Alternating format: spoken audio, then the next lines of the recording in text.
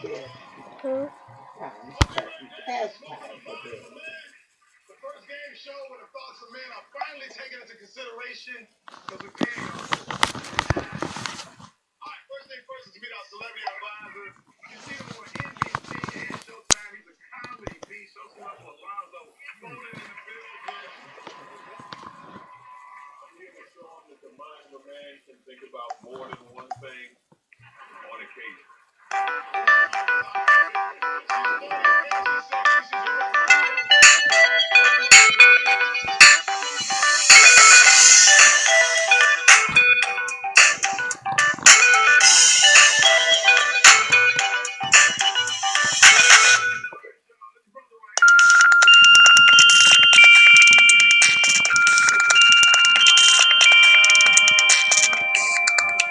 Trying to get me back.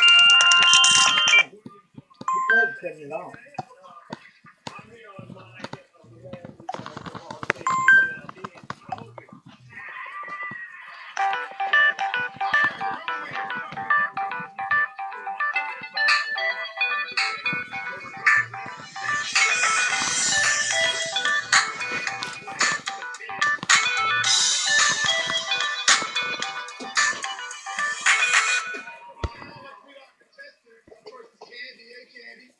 What makes you think you know the mind of a man?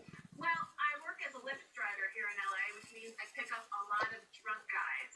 And they tell me everything. Oh, okay, Christina picks up drunk guys. Well, it's weird because normally she's drunk too, so it's kind of strange. All right, well, next year is Nerlene. Hey, Nerlene. How are you? I'm good. So what makes you think you know the mind of a man? I used to chill with the boys on the block, so, they told me a lot of stuff growing up. And also, wasn't that one man, he had all of them. They're like robots. Don't be like that. I'm liking that she's talking like that because we're going to find out in a minute how we are.